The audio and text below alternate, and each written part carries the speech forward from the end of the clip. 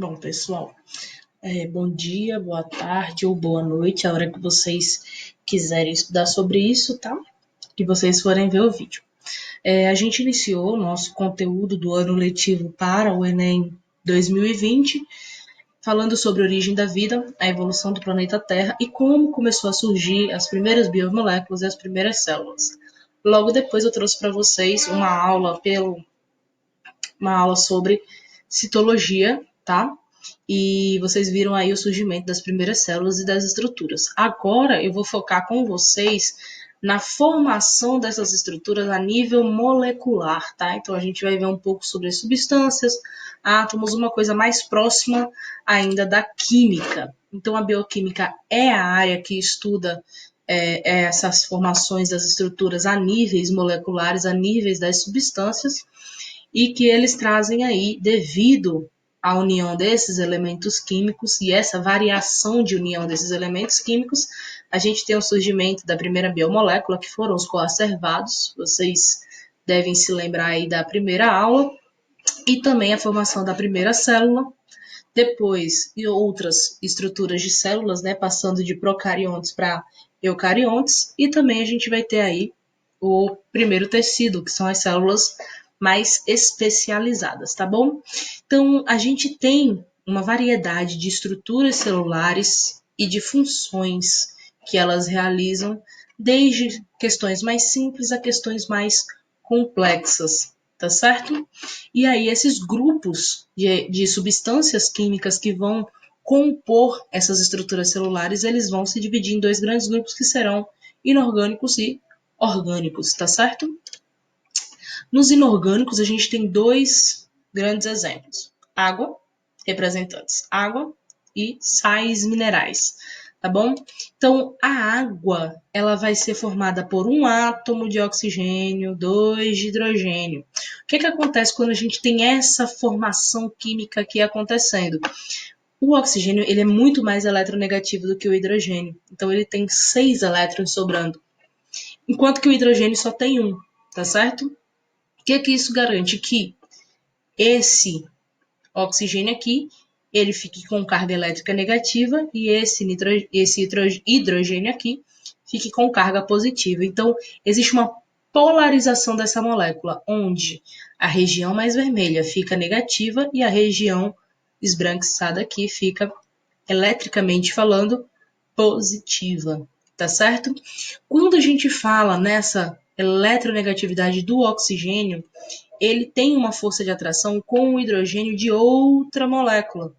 E essa força de atração permite fazer uma ligação onde normalmente não seria permitido, tá certo? Essa ligação recebe o nome de ligação de hidrogênio. Quando você tem, através dessa diferença de polaridade, você tem fazendo uma atração elétrica e unindo essas moléculas de água que acontece, tá certo? Quando a gente tem essa atração da ligação de hidrogênio, a gente tem uma força física atuando sobre essas duas moléculas aqui que eu estou circulando, mas entre todas as moléculas de água que estão ligadas entre si, a gente vai ter a coesão, que é a atração dessas moléculas de água entre si.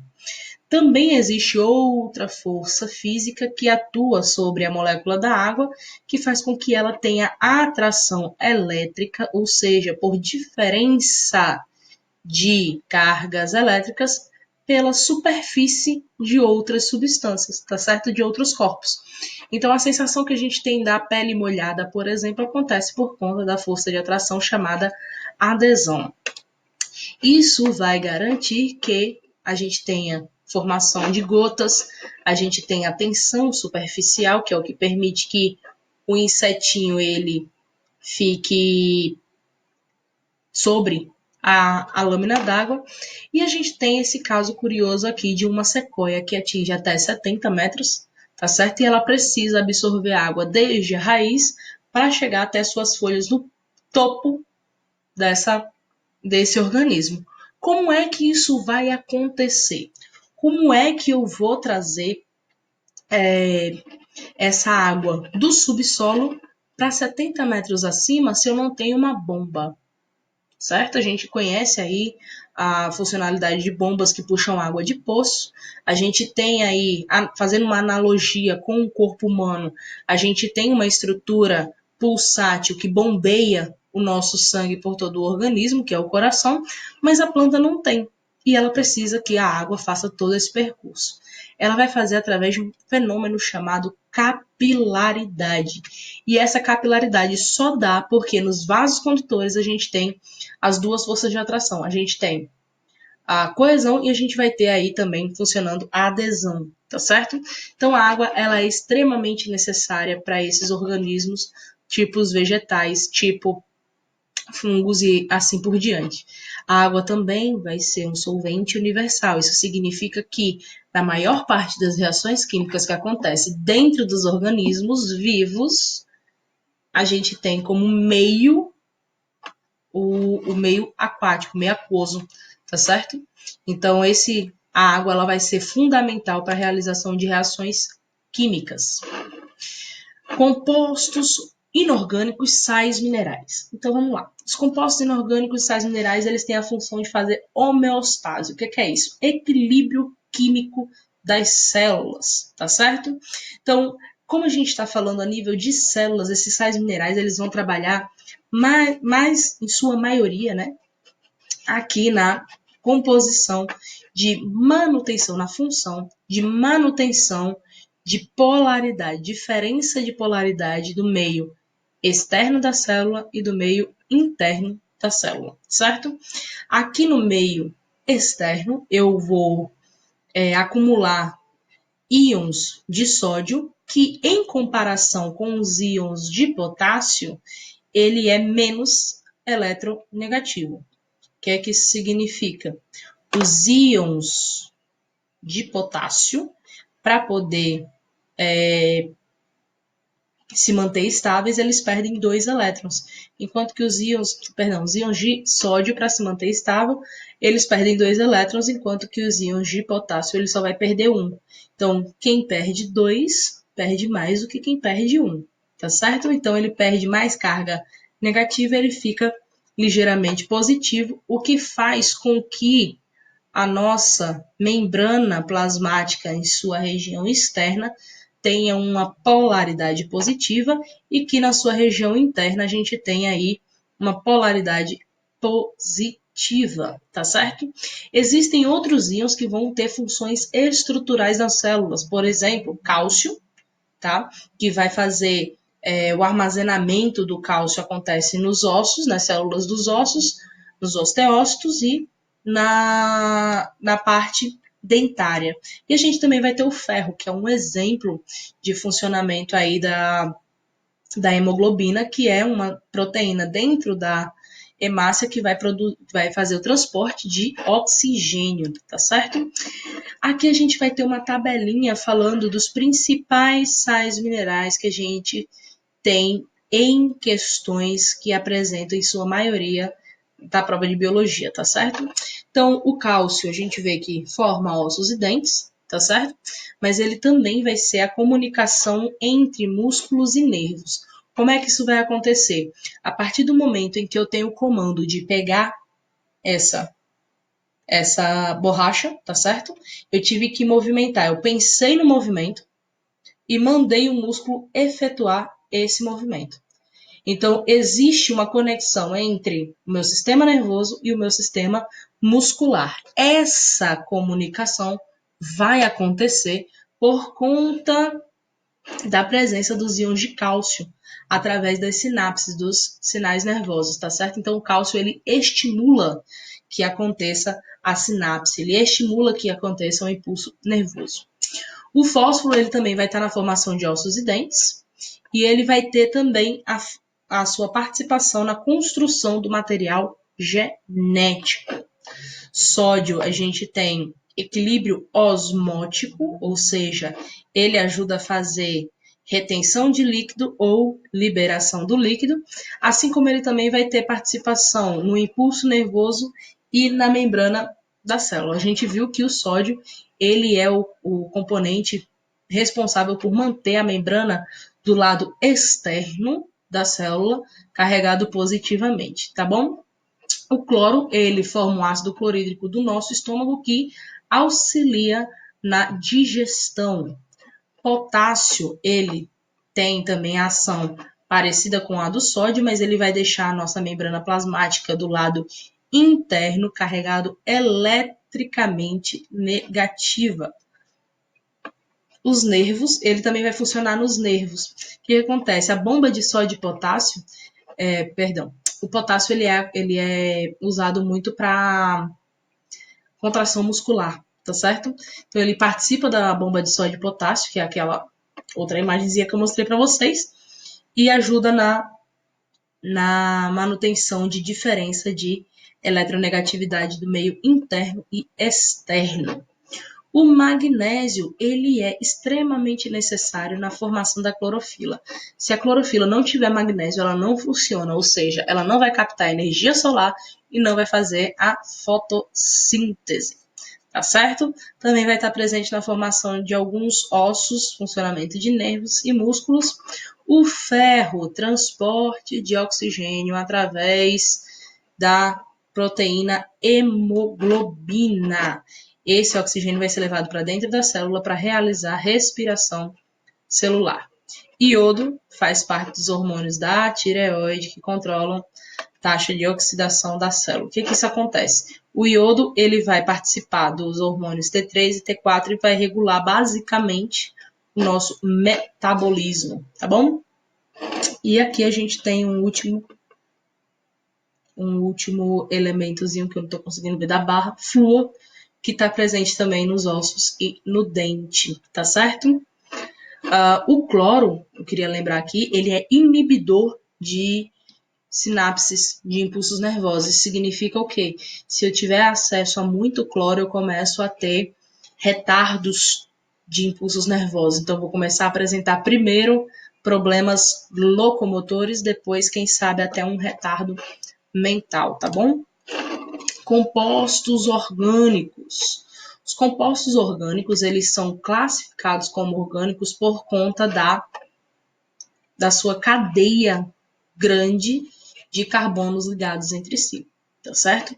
Então, essa cadeia aqui, que a gente conhece, ela vai receber um nomezinho de OSE, a gente vai ver mais para frente, e que esses compostos orgânicos eles vão ser mais complexos e vão formar estruturas mais complexas. São divididos em 4 grandes grupos: carboidratos, lipídios, proteínas e ácidos nucleicos, tá certo? Nos carboidratos, a gente vai ter a formação dessas moléculas, certo? Com a cadeia principal de oxigênio sendo chamada de ose, tá? Então, cada cadeia de oxigênio, não, perdão, de carbono.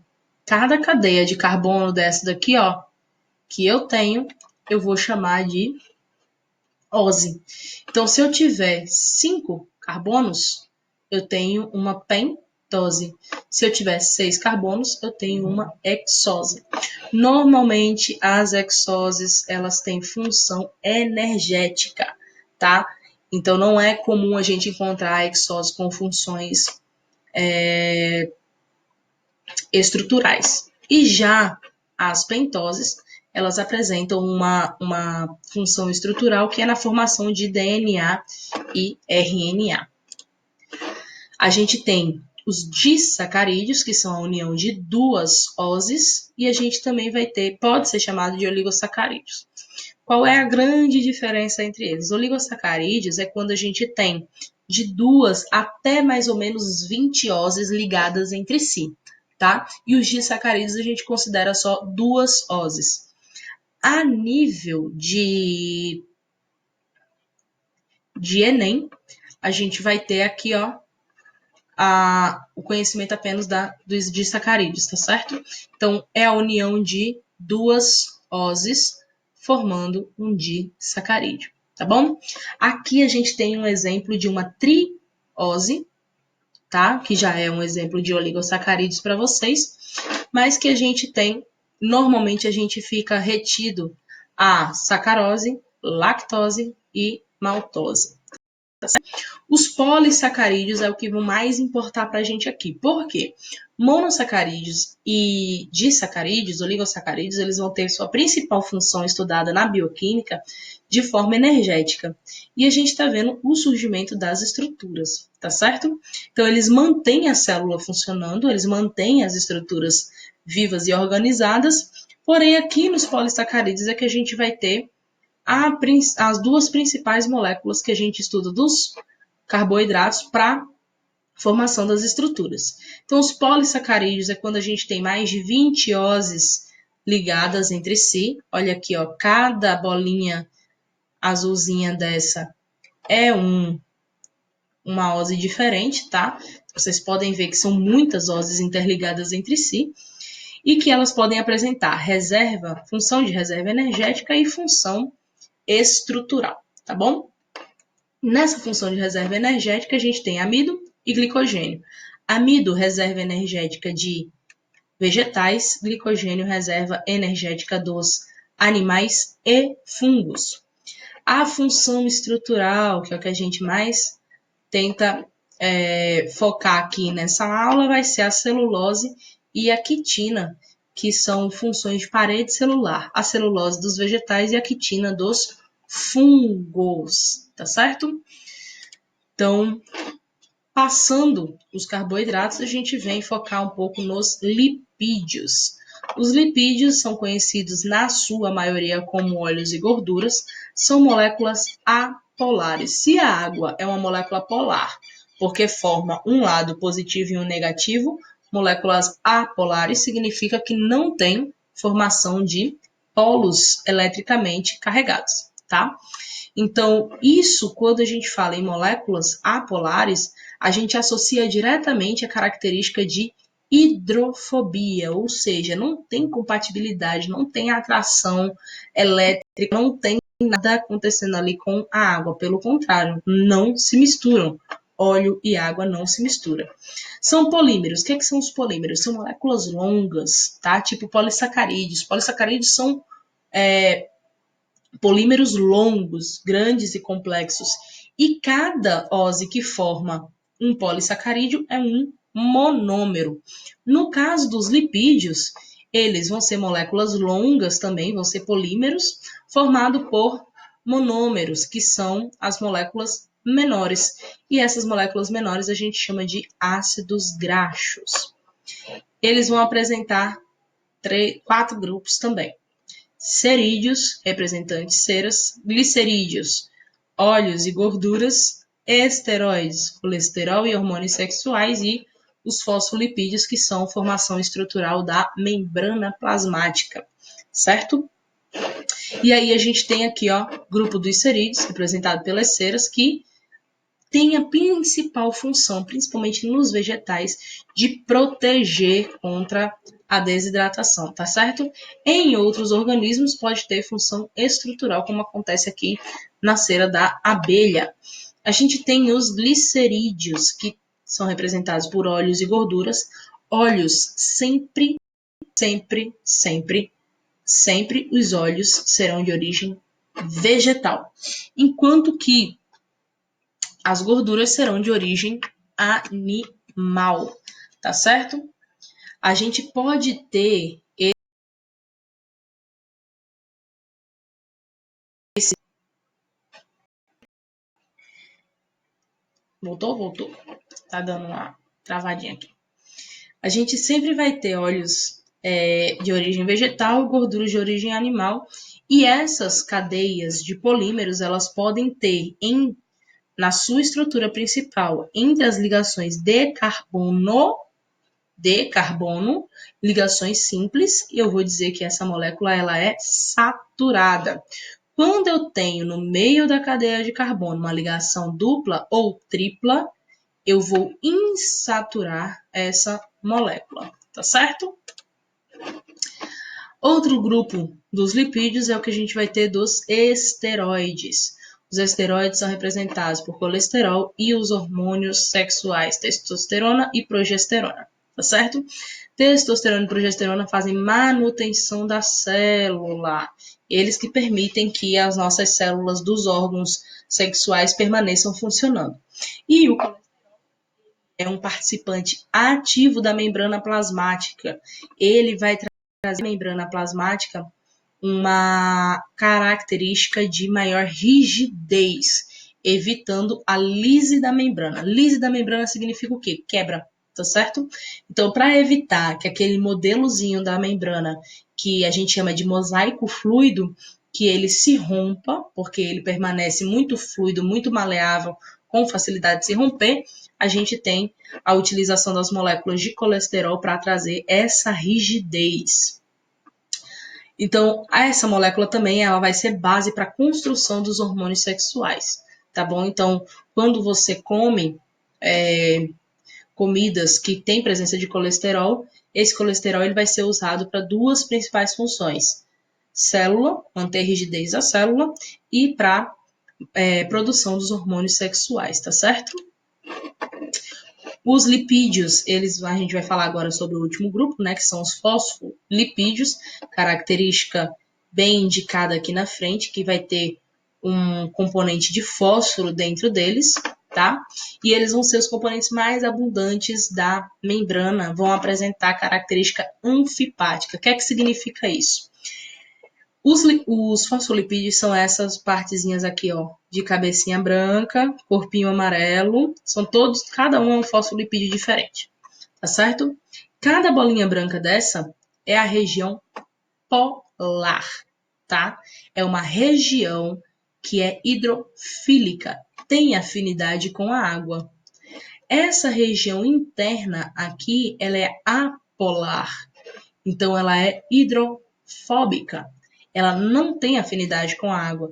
Isso significa que eu tenho em uma camada, uma bicamada fosfolipídica, eu tenho uma região com afinidade de água e uma região sem afinidade com a água. Isso me dá uma característica anfipátrica. Tá certo? Aqui eu coloquei anfipática, mas é anfipátrica, corretor do computador. Isso daí, essa característica anfipátrica é o que vai garantir seletividade da membrana plasmática. A gente vai ter agora compostos orgânicos do tipo proteína. Proteína também vão ser polímeros, tá certo? Formado por monômeros. E esses monômeros se chamam aminoácidos. Esse nome aqui, amino, significa que a gente tem um grupo amina na constituição molecular dessa substância, tá bom? Então, a principal característica é o nitrogênio, que é o que vai caracterizar o grupo amina, ligado à cadeia dos carbonos.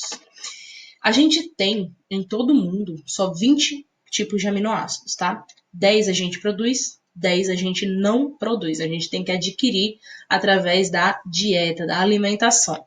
Isso significa que, de acordo com a sequência que esses aminoácidos vão se montando e a quantidade de aminoácidos que eu tenho na formação de um polímero, na formação de uma cadeia maior, eu vou ter a mudança da função dessa proteína, tá bom? Então, aqui, ó, a gente tem quando acontece a ligação entre aminoácido 1 e aminoácido 2. Toda vez que eu estou juntando um monômero com o outro, seja nos carboidratos, seja nos lipídios, seja nas proteínas, eu perco uma molécula de água, tá? Então, é uma reação química de síntese em que um produto é a molécula de água. E essa ligação que acontece aqui, quando eu perco essa molécula de água, é chamada de ligação peptídica, tá certo?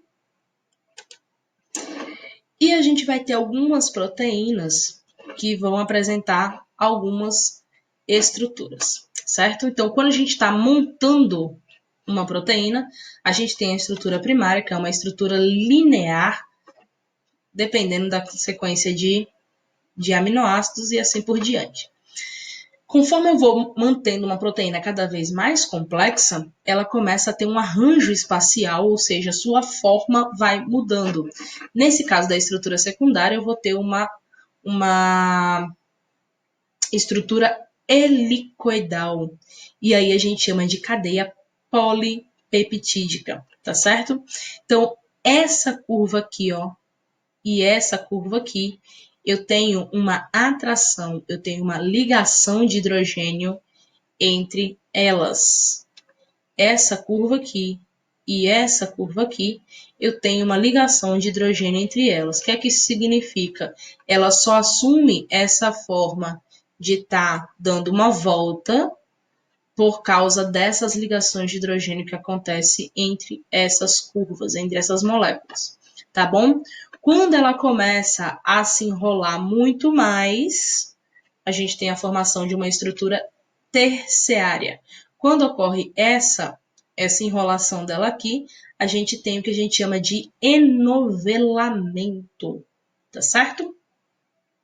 Na estrutura quaternária, eu tenho 2 ou mais proteínas enoveladas para poder realizar uma função, tá bom? Então, outra característica grande e a mais importante que a gente fala das proteínas é que a gente tem a formação das enzimas. As proteínas que têm função enzimática, elas têm uma função biocatalisadoras. O que é isso? Eu vou pegar reagentes, vou colocar para fazer reação química e vou ter um produto X. Com os catalisadores, eu pego esse mesmo reagente, coloco na reação química junto com o catalisador.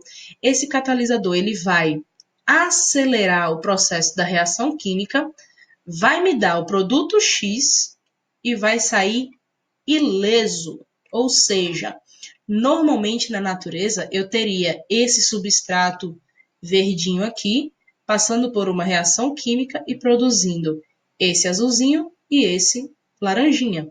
O que é que vai acontecer? Eu vou estar produzindo agora com a presença da enzima, eu vou fazer a mesma coisa, o verde vai produzir o azul e o laranjinha, só que de forma mais rápida, tá certo? É só isso a função das enzimas. Só que para essas enzimas acontecerem, para que elas façam essa função de catalisadoras, elas precisam ter uma temperatura e um pH específico. Nós, humanos, por exemplo, a temperatura específica é 36,5, 37 graus. Estou com febre, aumentei a temperatura do meu corpo para 38, 39 graus, as enzimas deixam de funcionar, então a gente deixa de fazer as reações químicas do corpo. Ah, estou passando frio, estou tendo hipotermia, que é o inverso da febre. Se a febre aumenta a temperatura, a hipotermia diminui a temperatura. Também eu vou ter uma queda da ativação da atividade enzimática. Olha aqui no pH como é que funciona. A gente vai ter aqui, ó, amilase salivar. O que é isso? É uma enzima que tem na nossa saliva. A nossa saliva, ela tem que ter por volta de 6,5, 6,8 até 7,2 no máximo de nível de acidez, tá certo? Que no caso vai ser uma neutralidade. Essa região aqui é neutra. Quando eu tenho a amilase funcionando num pH neutro, ela está aqui, ó, atingindo o máximo da sua atividade. Se eu colocar ela numa região em que o pH é mais ácido, a atividade dela aqui, ó, vai cair. Se eu colocar numa região mais básica, a atividade dela também vai cair. Olha aqui a pepsina, que é uma enzima do estômago. Ela funciona em pH 2, altamente ácido.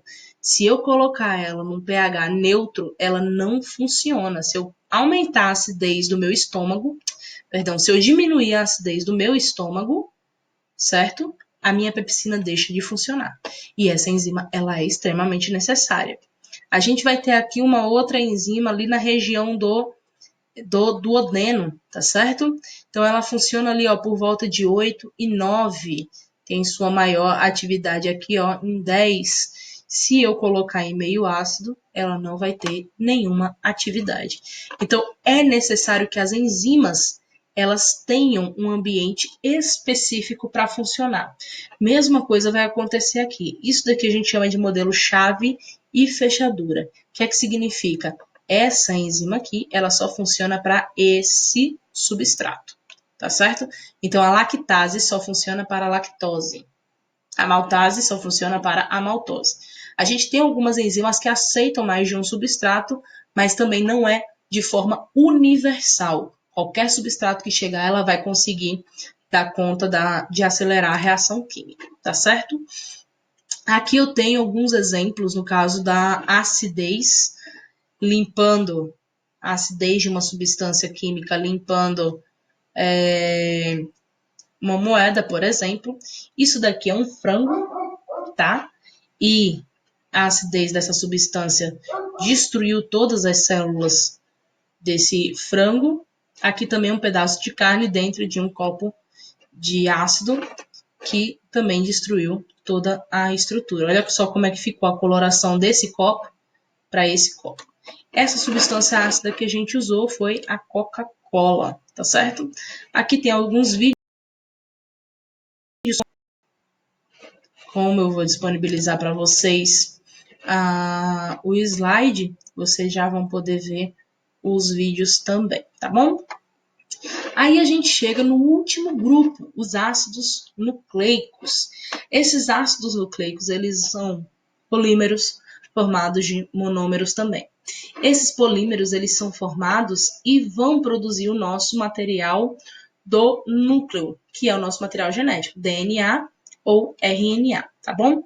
Então, o ácido desoxirribonucleico, que é o nosso DNA, ele tem duas fitas, vai apresentar uma pentose e uma pentose, chamada desoxirribose, e uma base nitrogenada timina, que é a base exclusiva do DNA. O ácido ribonucleico ele tem uma fita só, tem como a pentose a ribose e a base nitrogenada uracila. Essas são as características para eu determinar quem é DNA, quem é RNA. Como é que eu vou saber disso? Aí eu vou prestar atenção na formação dos seus monômeros. O DNA e o RNA são polímeros formados de monômeros. Esses monômeros são quem? Ácido são os nucleotídeos, tá certo? Então, esses nucleotídeos, eles vão ter uma formação básica. Qual é essa formação básica? Um grupo fosfato. O que é que significa grupo fosfato? Tem a presença do fósforo. Uma pentose, carboidrato, e uma base nitrogenada, presença de nitrogênio nas suas cadeias, certo? Essas bases nitrogenadas podem ser de dois tipos, púricas com 2 anéis benzeno e pirimídicas com 3 anéis benzenos. E aí o que acontece? Para eu poder determinar se é um DNA e um RNA, o meu nucleotídeo do DNA vai apresentar essa pentose aqui, desoxirribose. Esse OH aqui, ó, ele vai perder esse oxigênio, por isso o nome desoxi. No meu RNA, essa pentose vai permanecer desse jeito, que é a ribose, tá certo? No DNA, eu também vou ter a formação de bases nitrogenadas. No caso das bases púricas, perdão, das bases pirimídicas do DNA, a exclusiva dele é a timina e a do RNA é a uracila, tá certo? Quando eu tenho as ligações químicas acontecendo entre esses nucleotídeos, eu tenho na formação de uma fita única ou de uma fita dupla, tá certo? Então, fita única aqui, ó, reparem que o meu grupo fosfato, ele tá ligado ao meu carboidrato, que se liga ao grupo fosfato de baixo, que se liga ao carboidrato, que se liga ao grupo fosfato de baixo, que se liga ao carboidrato. Isso na formação de uma fita, a ligação entre nucleotídeos na mesma fita, tá certo? Quando eu tenho ligação dos nucleotídeos entre duas fitas diferentes, eu vou ter acontecendo pelas bases nitrogenadas, aqui a gente está vendo citosina ligada à guanina, adenina ligada à timina. E essa ligação aqui acontece por ligações de hidrogênio, beleza? Então, essas são as características principais desses grupos. Vocês vão ter acesso a esse slide e até a próxima semana.